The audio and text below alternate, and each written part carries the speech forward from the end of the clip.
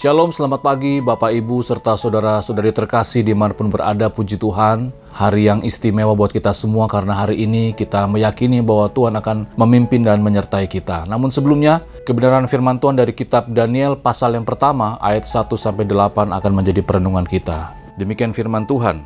Pada tahun yang ketiga pemerintahan Yoyakim, Raja Yehuda, datanglah Nebukadnezar Raja Babel ke Yerusalem lalu mengepung kota itu. Tuhan menyerahkan Yoyakim kepada Yehuda, Raja Yehuda, dan sebagian dari perkakas-perkakas di rumah Allah ke dalam tangannya. Semuanya itu dibawanya ke tanah Sinear, ke dalam rumah dewanya. Perkakas-perkakas itu dibawanya ke dalam perbendaharaan dewanya. Lalu Raja bertitah kepada Aspenas, kepala istananya, untuk membawa beberapa orang Israel yang berasal dari keturunan raja dan dari kaum bangsawan, yakni orang-orang muda yang tidak ada sesuatu cela, yang berperawakan baik, yang memahami berbagai-bagai hikmat, berpengetahuan banyak, dan yang mempunyai pengertian tentang ilmu, yakni orang-orang yang cakap untuk bekerja dalam istana raja, supaya mereka diajarkan tulisan dan bahasa orang Kasdim. Dan raja menetapkan bagi mereka pelabur setiap hari dari sarapan raja dan dari anggur yang biasa diminumnya. Mereka harus dididik selama 3 tahun dan sesudah itu mereka harus bekerja pada raja. Di antara mereka itu ada juga beberapa orang Yehuda, yakni Daniel, Hanaya, Misael, dan Azaria. Pemimpin pegawai istana itu memberi nama lain kepada mereka. Daniel dinamainya Belsasar, Hananya dinamainya Sadrak,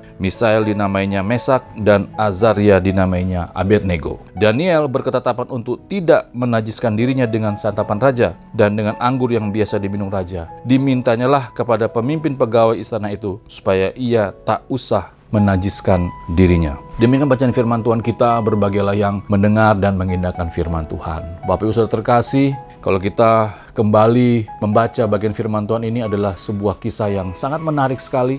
Orang muda di tengah-tengah lingkungan yang tidak mengenal Tuhan, tetapi kita bisa melihat bagaimana Daniel, orang yang masih sangat muda, bisa berkomitmen kepada Tuhan. Kalau kita melihat zaman sekarang, orang-orang muda dihadapkan dengan situasi kondisi yang sulit. Ya, bukan saja orang muda, tetapi kita sebagai orang-orang tua, sebagai orang-orang yang sudah lanjut usia juga menghadapi tantangan yang sama. Bagaimana kita harus hidup berkomitmen sungguh-sungguh kepada Tuhan. Ya, meskipun situasi kondisi yang kita hadapi tidak mudah. Dalam bacaan firman Tuhan kita bisa melihat di ayat yang ke-8 jelas sekali bagaimana Daniel bertekad untuk tidak menajiskan dirinya dengan santapan raja.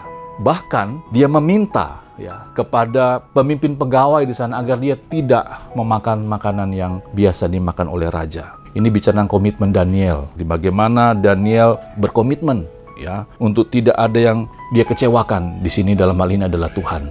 Ya, bicara tentang komitmen Daniel diuji ketika tidak ada yang melihat, ketika dalam situasi yang sulit, dalam kondisi yang sulit, Daniel tetap berkomitmen. Ini bukan soal sekedar makan dan minum Bapak Ibu saudara terkasih, tetapi ini soal hati yang tidak ingin mengecewakan Tuhan. Ini soal hati yang tidak ingin menyakiti hati Tuhan. Di pagi hari ini kita kembali lagi bersiap untuk beraktivitas. Di pagi hari ini kita kembali lagi siap untuk melayani Tuhan di dalam setiap apa yang Tuhan percayakan dalam kehidupan kita. Pertanyaannya, apakah kita bisa bersikap sama seperti Daniel, berkomitmen untuk tidak mendukakan hati Tuhan, berkomitmen untuk tetap menyenangkan hati Tuhan. Meskipun situasi kita sulit, situasi kita tidak memungkinkan, tetapi mari kita berkomitmen sama seperti Daniel. Jangan menukar komitmen kepada Allah demi kesenangan sesaat. Mari kita berdoa. Tuhan, terima kasih. Kami sungguh bersyukur bahwa di pagi hari ini kami kembali diingatkan bagaimana kami sebagai orang-orang percaya dituntut untuk hidup selalu menyenangkan Tuhan.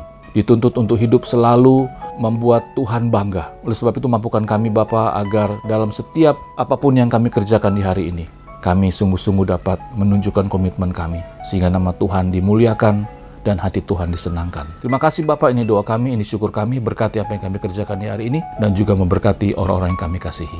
Amin.